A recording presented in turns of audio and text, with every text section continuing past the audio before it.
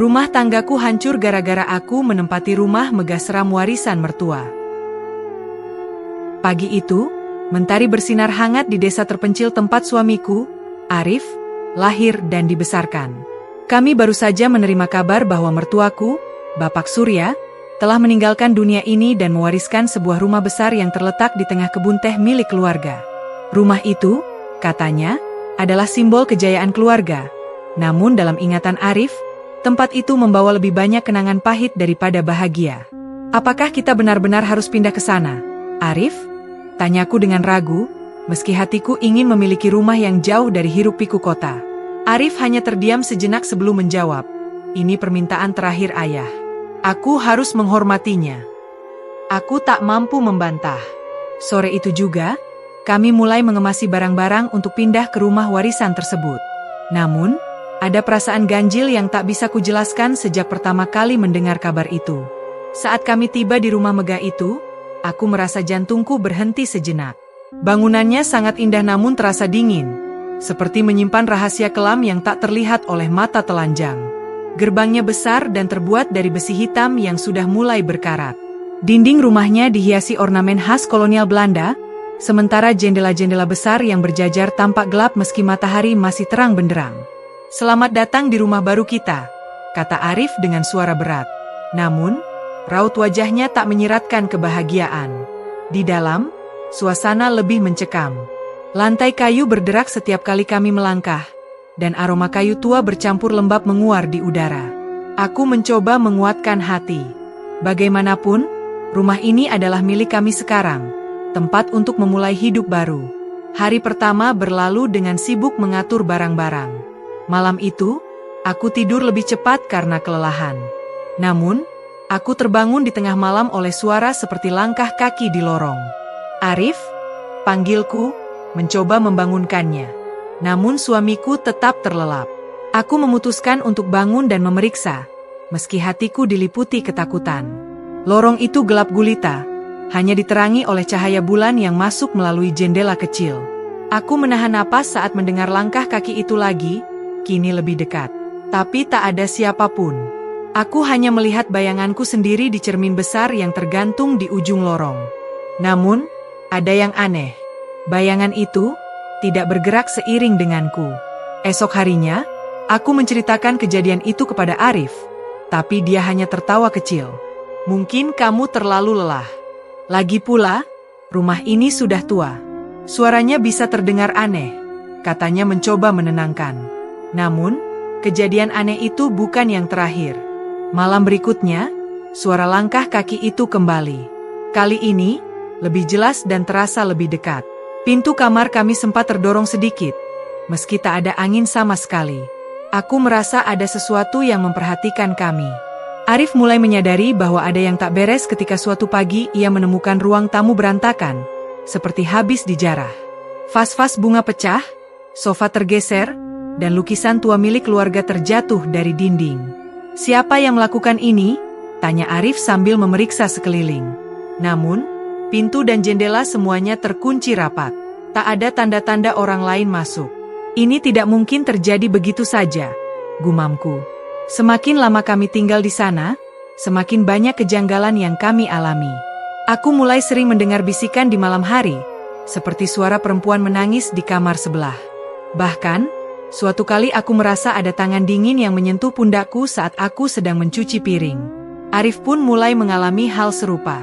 Suatu malam, ia bermimpi buruk tentang bapaknya yang berdiri di depan pintu rumah, memanggil namanya dengan suara berat.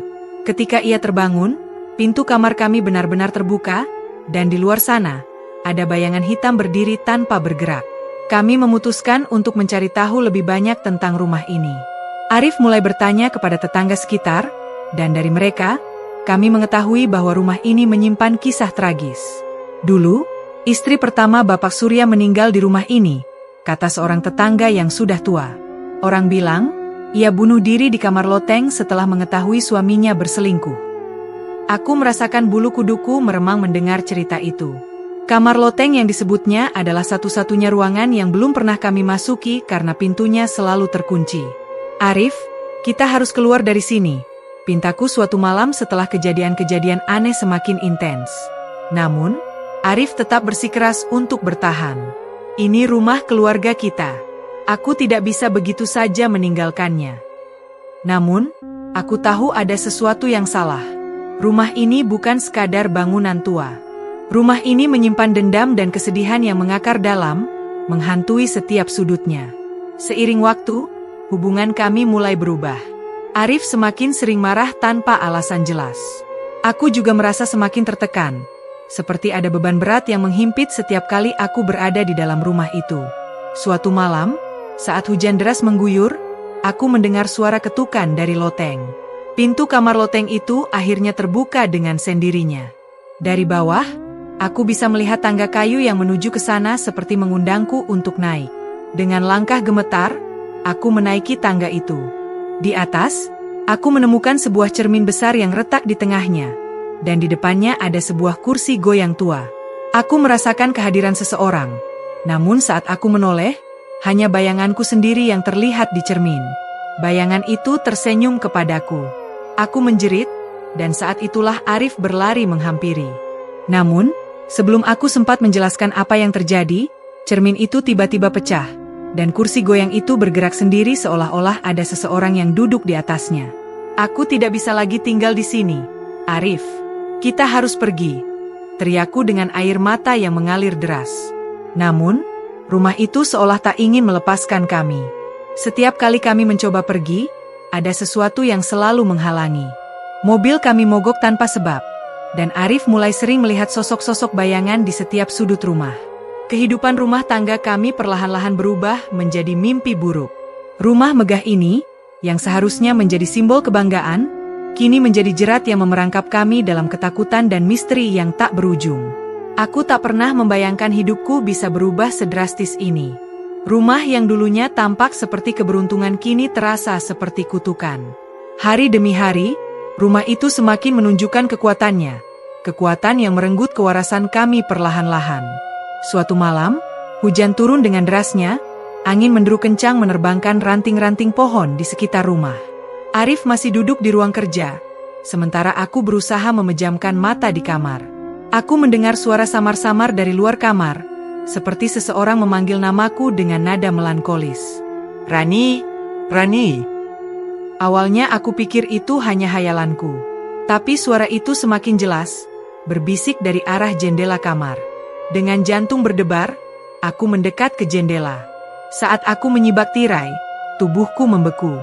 Di luar sana, di tengah derasnya hujan, berdiri sosok perempuan berambut panjang dengan gaun putih basah kuyup. Wajahnya tertutup oleh rambut, namun matanya bersinar samar, menatap langsung ke arahku. Aku berteriak histeris dan langsung berlari ke ruang kerja Arif. Arif! Ada perempuan di luar. Arif terlihat frustrasi. Sudah cukup, Rani. Kamu selalu membicarakan hal-hal yang gak masuk akal. Aku nggak bohong. Ada yang melihat kita, ada yang mengikuti kita. Isaku sambil mencengkeram lengannya. Arif mendengus kesal. Kamu hanya capek. Semua ini ada di pikiranmu saja, katanya sambil meninggalkanku sendiri di ruang tamu. Aku tahu ada yang salah. Arif, suamiku yang dulunya lembut, semakin sering marah. Dia mulai berbicara sendiri, seakan-akan ada seseorang yang selalu menemaninya. Kadang, aku mendengar suaranya tengah malam, berbisik di ruang tamu. Tapi saat aku memeriksa, dia hanya duduk sendirian di kursi, menatap kosong ke arah jendela. Suatu pagi, aku menemukan sesuatu yang membuatku semakin yakin rumah ini telah merasuki Arif. Di atas meja kerja, ada tumpukan kertas dengan tulisan berantakan. Kata-kata itu berulang kali ditulis dengan tinta merah. Dia tidak akan pergi. Dia tidak akan membiarkanmu pergi. Aku menggigil ketakutan. Arif tidak lagi seperti dirinya sendiri. Dia jarang tidur, jarang bicara padaku, dan setiap malam, dia duduk di kursi ruang tamu sambil menatap gelapnya lorong. Arif, apa yang kamu lakukan? Tanyaku suatu malam. Arif menoleh perlahan, matanya merah dan kosong. Dia bilang rumah ini milik dia, Rani. Kita nggak bisa pergi. Aku mundur beberapa langkah. Siapa? Dia? Perempuan itu, jawabnya datar. Dia selalu datang setiap malam. Dia bicara padaku. Kamu harus bicara padanya juga, Rani. Aku mulai menangis. Arif bukan lagi Arif yang ku kenal. Rumah ini telah merenggutnya dariku. Beberapa hari kemudian, aku mengambil keputusan untuk pergi meski harus sendirian. Aku mengemas barang-barangku di tengah malam saat Arif sedang tertidur di sofa ruang tamu. Hatinya berat, tapi aku tahu aku harus keluar dari sini atau aku akan kehilangan akal sehatku. Namun, saat aku membuka pintu depan, angin kencang menghantamku, membuat pintu itu terbanting keras.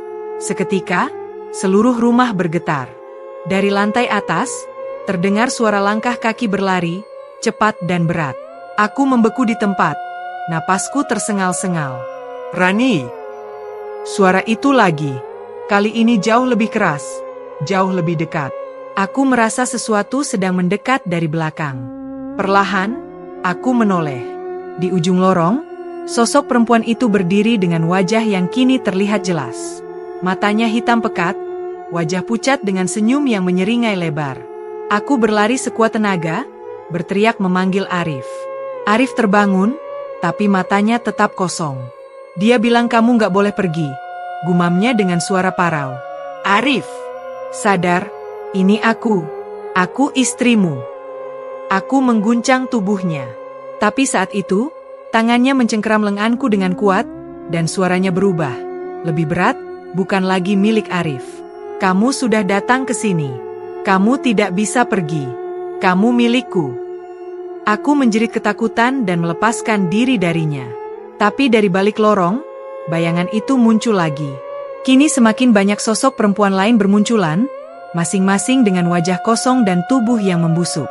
Mereka berjalan mendekat, membentuk lingkaran di sekitarku. Arif, tolong. Air mataku membanjir. Namun Arif hanya berdiri diam, wajahnya pucat. Rani, dia ingin kamu tinggal. Perempuan itu mendekat, dan aku merasakan hawa dingin menusuk tulang. Rumah ini bukan hanya menginginkan kami tinggal. Rumah ini ingin merenggut kami, menjadikan kami bagian dari kegelapan yang selama ini tersembunyi. Aku tak lagi bisa berpikir jernih, hanya bisa berteriak memohon ampun, berharap semuanya berakhir. Namun, rumah itu berbisik padaku dalam suara yang dingin dan menusuk. Kau milikku sekarang. Aku jatuh terduduk di lantai kayu yang dingin. Tubuhku bergetar hebat. Lingkaran sosok-sosok itu semakin mengecil. Langkah mereka berdecit seperti sepatu basah yang menyentuh kayu tua. Nafasku memburu, dada seperti dihimpit batu besar. Tatapan kosong mereka terasa menusukku, dan senyuman mereka yang dipaksakan itu membuatku nyaris gila. Pergi, pergi, teriakku sekeras mungkin. Tapi mereka terus mendekat. Bau anyir mulai menusuk hidungku. Bau yang kuingat saat aku pertama kali memasuki rumah ini, bau lembab bercampur tanah basah. Kini lebih menyengat, seolah-olah mereka datang dari dalam tanah. Di tengah lingkaran itu, aku melihat sosok perempuan yang pertama kali kulihat di jendela malam itu. Dia berdiri tegak, rambutnya menjuntai menutupi sebagian wajah pucatnya. Matanya yang kosong namun hitam pekat seperti lubang neraka menatapku tajam. Bibirnya bergerak, dan suaranya seperti bisikan yang bergema di seluruh ruangan. Kau menggantikanku. Kau yang baru. Tetaplah di sini. Aku memekik ketakutan. Tidak, aku bukan bagian dari kalian. Aku berusaha merangkak menjauh, mencari jalan keluar, tapi di belakangku, Arif berdiri seperti patung. Matanya kosong. Rani, dengarkan mereka. Ini rumah kita. Kita harus menghormatinya. Katanya dengan suara aneh, bukan lagi suara Arif. Aku menatapnya dengan air mata berlinang. Arif, ini bukan kamu. Sadarlah. Lihat aku. Namun, dia hanya mengulang kalimat itu lagi, semakin keras hingga suaranya memekakkan telinga. Sosok perempuan itu melangkah ke depan, mengulurkan tangan pucatnya ke arahku. Kuku panjangnya seperti cakar hitam yang kotor, bergerak lambat tapi pasti menuju wajahku. Aku tak bisa bergerak, seolah tubuhku membatu. Jadilah salah satu dari kami. Aku tak tahu dari mana kekuatanku datang. Dengan sisa tenaga yang kupunya, aku berteriak sekencang-kencangnya. Tidak Aak. Sekonyong-konyong, lampu di seluruh rumah padam, meninggalkan kami dalam kegelapan total. Suara jeritan menggema di seluruh ruangan. Jeritan yang bukan hanya milikku, tapi juga suara para sosok itu. Aku merasakan udara berubah. Angin dingin bertiup kencang, meniupkan aroma busuk yang membuatku nyaris muntah. Saat itu juga, tangan Arif mencengkeram bahuku. "Rani, kita harus pergi." Suaranya kini kembali seperti suara Arif yang kukenal. "Arif, kau sadar?" Tanyaku dengan suara terisak.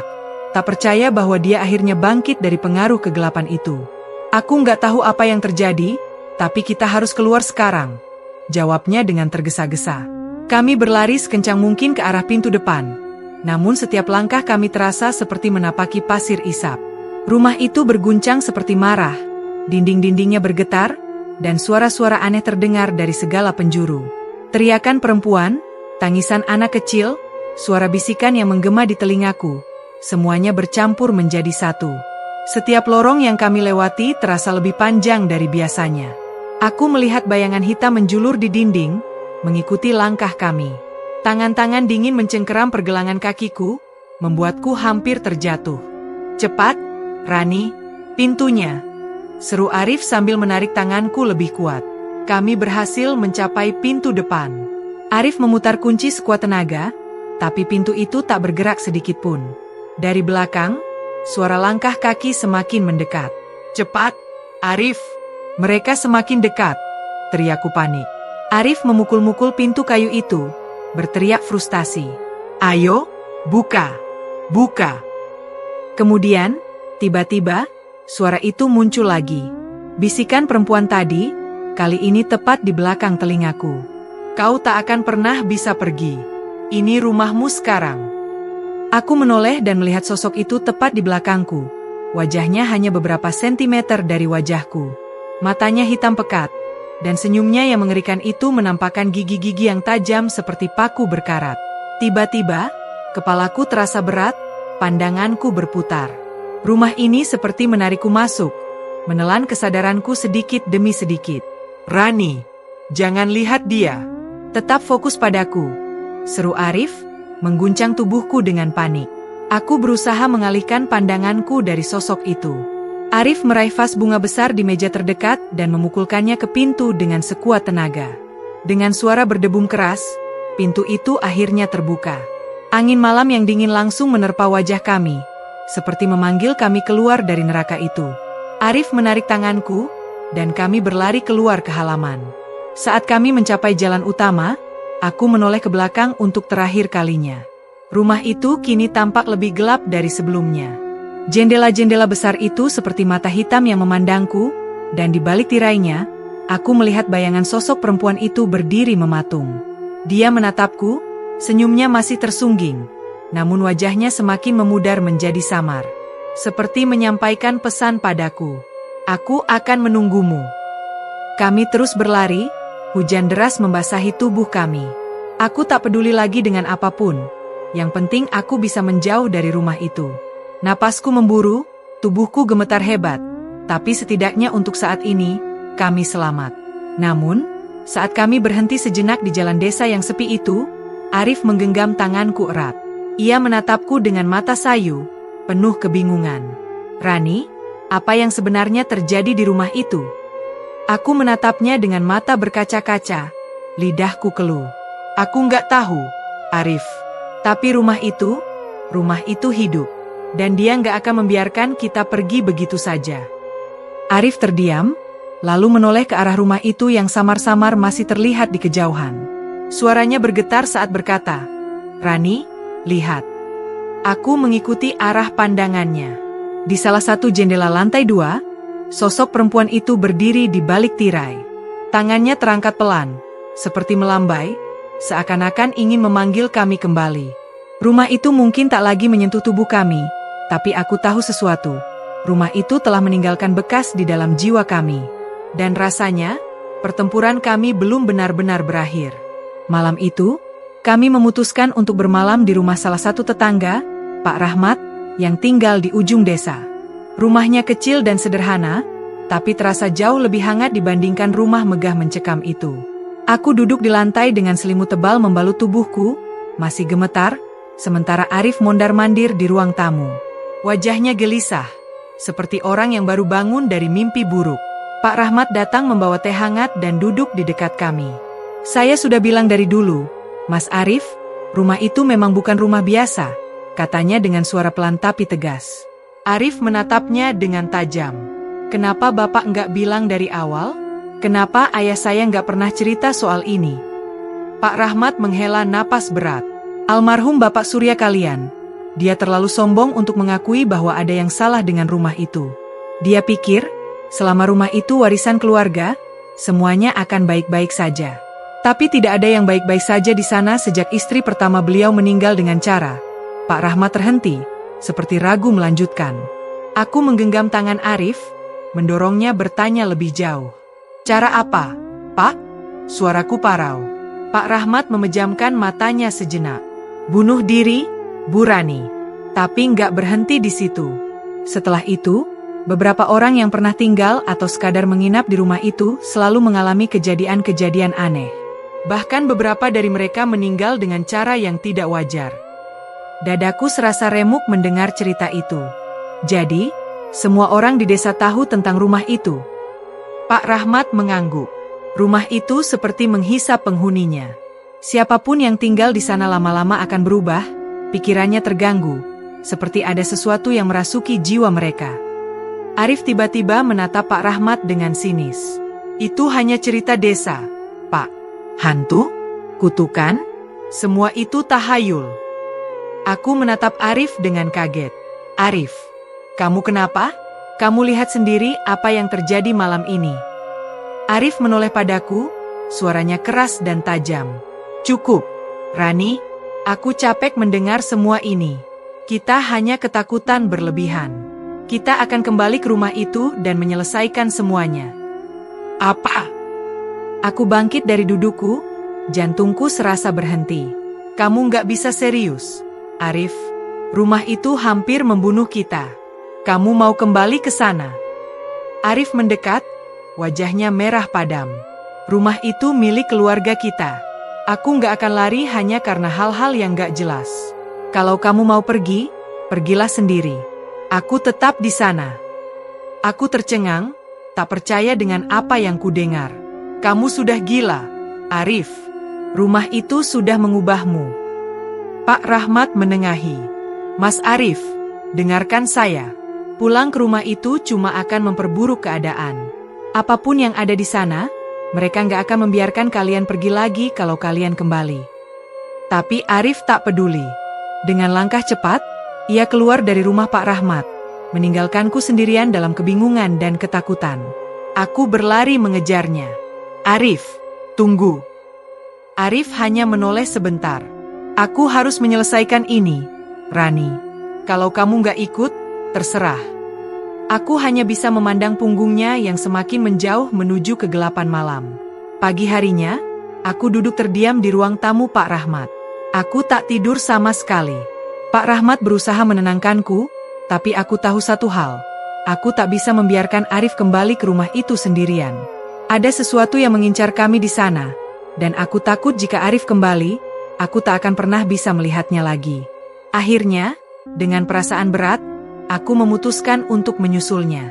Pak Rahmat sempat mencegahku, tapi tekadku sudah bulat. Aku tak akan membiarkan suamiku melawan kegelapan itu sendirian. Saat aku tiba di halaman rumah itu, suasana terasa jauh lebih kelam daripada sebelumnya. Langit mendung gelap, seolah memantulkan hawa rumah itu. Pintu depan sedikit terbuka, seperti menantiku masuk. Aku menggenggam kunci mobil di tanganku erat-erat sambil melangkah perlahan masuk. Arif? Panggilku, suaraku bergetar. Rumah itu sunyi. Suara detak jam dinding terdengar jelas, disusul oleh suara langkah kakiku yang beradu dengan lantai kayu. Aku berjalan ke ruang tamu, dan di sanalah aku menemukannya. Arif duduk di kursi tua menghadap jendela. Punggungnya membungkuk, tubuhnya tak bergerak. Arif! Aku mendekat perlahan. Kamu baik-baik saja? Arif menoleh dengan gerakan kaku. Wajahnya pucat, matanya sayu, dan bibirnya tersenyum kecil. Senyum yang tidak kukenal. Rani, kamu datang. Ada sesuatu yang aneh dalam suaranya, sesuatu yang membuat bulu kuduku berdiri. Arif, ayo pergi dari sini. Kita nggak bisa tinggal di sini lagi. Namun, Arif hanya menggeleng pelan. Rumah ini sudah menjadi milik kita, Rani. Kamu harus menerimanya. Apa maksudmu? Arif, tolong, sadar. Aku mendekatinya, tapi tiba-tiba suara pintu di lantai atas terdengar terbanting. Brak! Suara langkah kaki berat terdengar turun dari loteng. Suara yang sudah kukenal. Aku memutar tubuhku, menatap ke arah tangga. Sosok itu muncul lagi. Kali ini, jelas sekali. Perempuan bergaun putih itu turun perlahan. Wajahnya lebih mengerikan dari sebelumnya. Matanya hitam pekat, kulitnya pucat kebiruan, dan senyum liciknya seolah mengejekku. Arif berdiri, tapi langkahnya kaku. Rani, dia ingin kamu tinggal. Temani aku. Aku memundurkan tubuhku, air mataku tumpah tak terbendung. Arif, tolong. Ini bukan kamu. Perempuan itu semakin dekat, dan Arif bergerak mendekatiku dengan langkah kaku seperti boneka yang dikendalikan. Aku menjerit. Aku merasa seperti tikus yang terperangkap di sarang ular. Jangan dekati aku. Arif, sadar. Perempuan itu kini berdiri hanya beberapa langkah di depanku. Tangannya terulur ke wajahku. Dari balik bibirnya, terdengar bisikan samar yang menusuk pikiranku. Jadilah milik kami. Selamanya. Aku berteriak sekeras mungkin. Aku tidak akan menyerah. Dengan kekuatan terakhir, aku meraih vas bunga di atas meja dan melemparkannya ke cermin besar di ruangan itu. Cermin itu pecah berkeping-keping dengan suara memekakan telinga. Sosok perempuan itu menjerit. Suaranya bergema di seluruh rumah. Arif langsung terjatuh ke lantai, memegangi kepalanya sambil merintih kesakitan. Rumah itu bergetar hebat, seperti hendak runtuh. Aku berlari ke arah Arif dan menariknya. Arif, bangun. Kita harus keluar. Arif membuka matanya perlahan, tatapannya kosong. Tapi kali ini, aku bisa melihat sedikit kesadaran kembali ke dirinya. Rani, bisiknya lemah. Aku memapahnya keluar secepat mungkin. Di belakang kami, suara jeritan sosok itu terus menggema, disertai suara kayu yang retak dan benda-benda jatuh berantakan. Begitu kami berhasil melewati pintu depan, aku menoleh untuk terakhir kalinya. Rumah itu kini terlihat lebih gelap, lebih kusam. Sosok perempuan itu berdiri di balik jendela, menatapku tajam. Namun kali ini, aku merasa dia sedang marah. Seolah kehilangan buruannya. Arif terjatuh di tanah, nafasnya terengah-engah. Aku memeluknya erat, menangis sejadi-jadinya.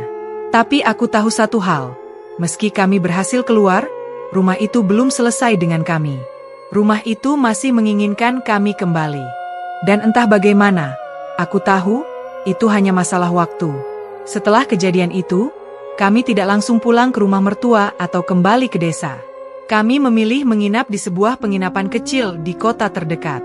Arif masih tampak lemah dan linglung, seperti seseorang yang baru pulih dari mimpi buruk panjang. Wajahnya pucat, matanya selalu menatap kosong ke arah jendela, seakan pikirannya masih tertinggal di rumah itu.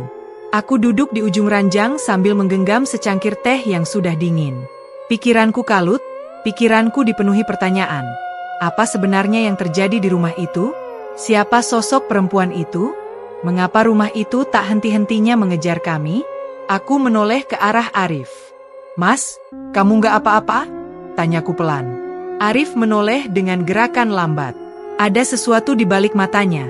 Sesuatu yang membuatku bergidik.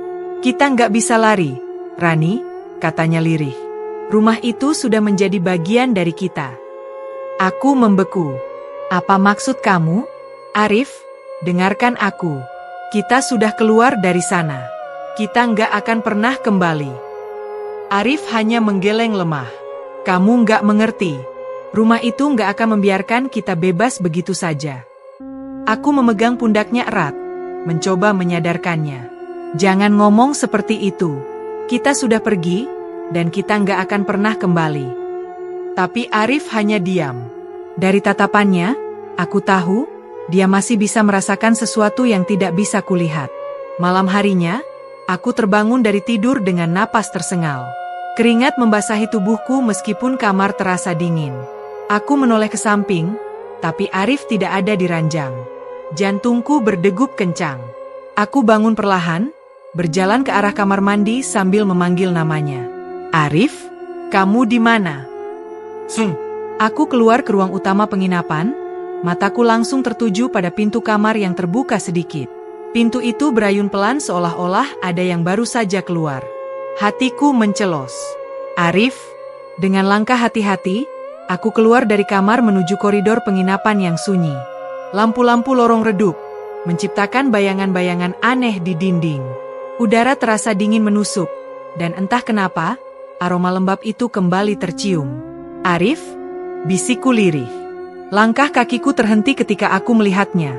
Arif berdiri di ujung lorong, membelakangiku. Tubuhnya kaku, dan ia menatap keluar jendela besar yang menghadap ke kegelapan malam. Mas, suaraku bergetar. Arif tidak menjawab. Aku berjalan mendekat dengan hati-hati. Mas, kamu ngapain di sini? Udah malam. Saat aku hampir menyentuh pundaknya, Arif tiba-tiba berbalik. Wajahnya pucat pasi, matanya gelap dan kosong. Senyum tipis muncul di bibirnya. Senyum yang membuat bulu kuduku berdiri. Dia datang, Rani. Dia ada di sini. Bisiknya pelan, namun tajam. Aku terdiam, tubuhku gemetar hebat. Apa? Siapa yang datang? Tiba-tiba, suara ketukan terdengar di jendela. Tok, tok, tok. Aku menoleh dengan cepat. Dari balik kaca yang berembun, samar-samar aku melihat sosok itu lagi. Perempuan bergaun putih. Wajahnya menempel di jendela, matanya yang hitam pekat menatapku. Senyumnya melebar, memperlihatkan deretan gigi tajam yang tak wajar. Tangannya yang pucat mulai mengetuk kaca lebih keras. Tok, tok, tok. Aku menjerit dan mundur. Namun Arif justru berjalan ke arah jendela. Mas, jangan, teriakku sambil menarik tangannya. Arif menoleh padaku dengan tatapan dingin. Dia hanya ingin aku pulang. Rani, kita seharusnya nggak meninggalkannya. Aku memegangi lengannya erat. Arif, itu bukan kamu bicara.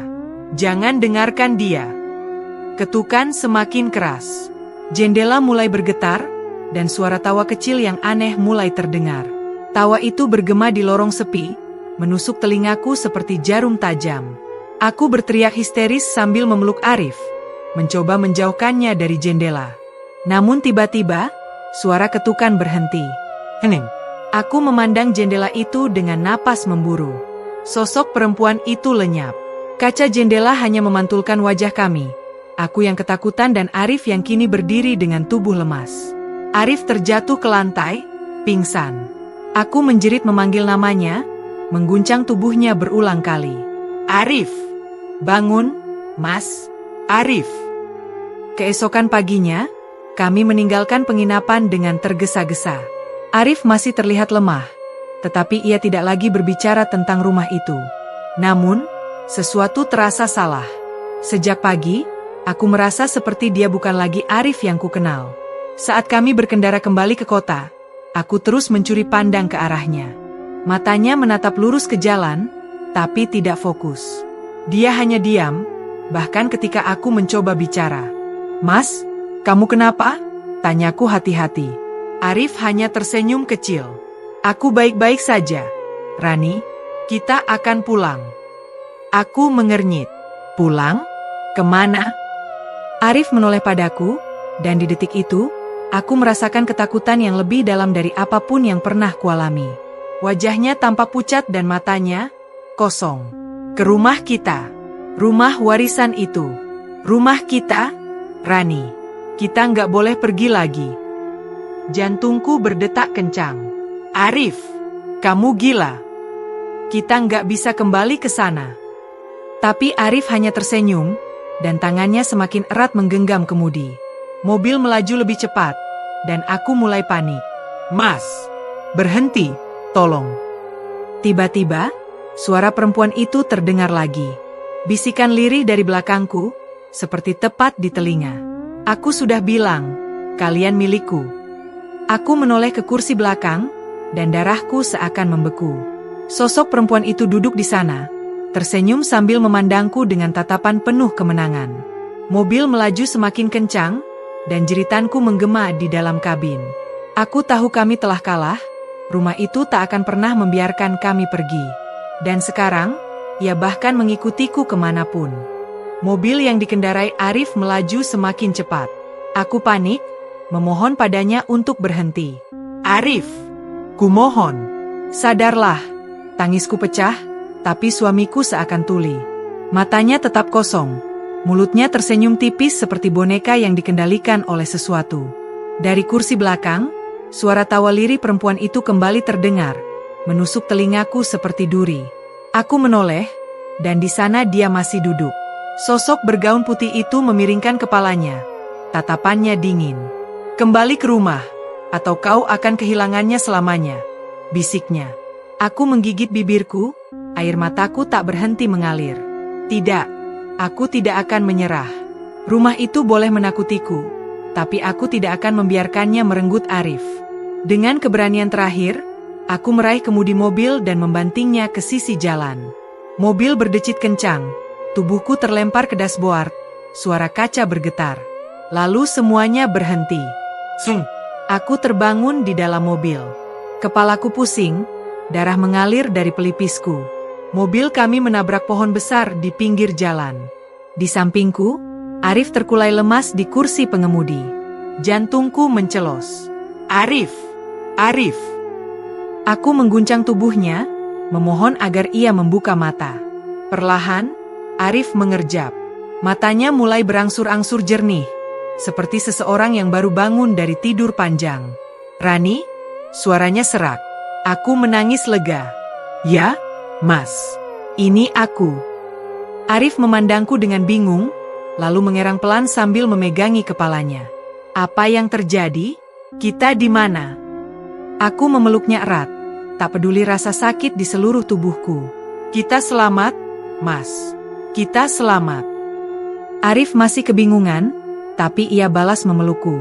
Pada saat itu, aku merasa beban berat yang selama ini menghimpit kami mulai terangkat sedikit demi sedikit. Namun aku tahu, ini belum berakhir. Kami memutuskan untuk kembali ke desa, tapi bukan untuk tinggal di rumah itu. Dengan bantuan Pak Rahmat dan warga desa lainnya, kami akhirnya membulatkan tekad untuk melakukan sesuatu yang selama ini tak pernah terpikirkan, membebaskan rumah itu dari kegelapan yang selama ini menghantuinya. Seorang tetua desa, Ki Joyo, datang untuk membantu. Lelaki tua itu duduk bersila di halaman rumah dengan dupa dan air bunga di hadapannya. Warga berkumpul, sebagian berbisik-bisik, sementara aku dan Arif berdiri tak jauh dari sana. Aku memegang tangan Arif erat-erat, berdoa agar semuanya segera berakhir. Ritual pun dimulai. Ki Joyo membakar dupa, membaca doa-doa dengan suara lirih namun tegas. Angin tiba-tiba berhembus kencang, membuat dedaunan di sekitar rumah berguguran. Rumah itu bergetar, seakan menolak apa yang sedang dilakukan. Dari dalam rumah, suara-suara aneh mulai terdengar. Suara tangisan, bisikan, dan langkah kaki yang berat. Aku memejamkan mataku, air mata mengalir tanpa kusadari. Dalam hatiku, aku berbisik, "Pergilah, biarkan kami hidup tenang." Tiba-tiba, terdengar suara jeritan panjang yang menusuk malam. "Tidak, Aa!" Suara itu datang dari dalam rumah, bergema ke seluruh penjuru desa.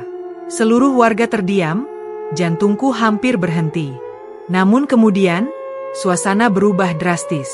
Angin berhenti bertiup, suara-suara aneh lenyap, dan rumah itu tampak lebih tenang. Ki Joyo menghembuskan napas panjang, lalu berbalik ke arah kami. Semuanya sudah selesai. Dia sudah pergi.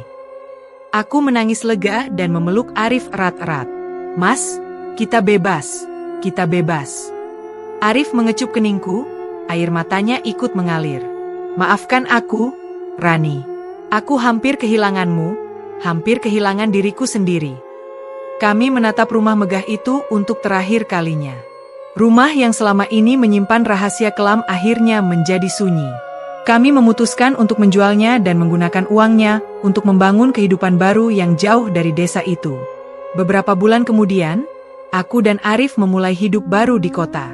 Kami menyewa rumah kecil yang hangat dan sederhana, rumah yang penuh dengan cinta, bukan kutukan.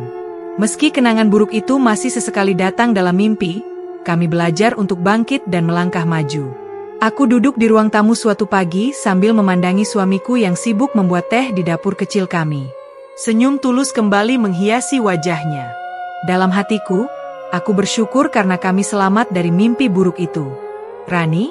panggil Arif sambil membawa 2 cangkir teh. Aku tersenyum. "Iya, Mas." Arif duduk di sampingku dan menggenggam tanganku. "Terima kasih sudah tidak pernah menyerah padaku." Aku menatapnya penuh haru. "Kita sudah melewati badai bersama, Mas. Sekarang saatnya kita hidup bahagia." Kami berdua saling tersenyum, penuh kehangatan. Di saat itulah aku sadar, seburuk apapun keadaan, cinta, keberanian, dan tekad akan selalu menyelamatkan kita dari kegelapan. Hikmah yang bisa dipetik. Kisah ini mengingatkan kita bahwa ketamakan dan obsesi terhadap harta seringkali membawa malapetaka. Rumah megah warisan itu mungkin menjadi simbol dari keserakahan, warisan tanpa cinta, yang pada akhirnya menyimpan kegelapan. Kebahagiaan tidak selalu datang dari harta yang melimpah, melainkan dari keluarga, cinta, dan ketenangan hidup. Keberanian untuk menghadapi ketakutan dan tekad untuk melepaskan apa yang bukan milik kita adalah kunci untuk hidup damai. Terima kasih telah membaca cerita ini. Semoga kisah ini memberikan pelajaran dan menemani Anda dalam memahami arti kehidupan dan keluarga. Salam hangat dan penuh syukur.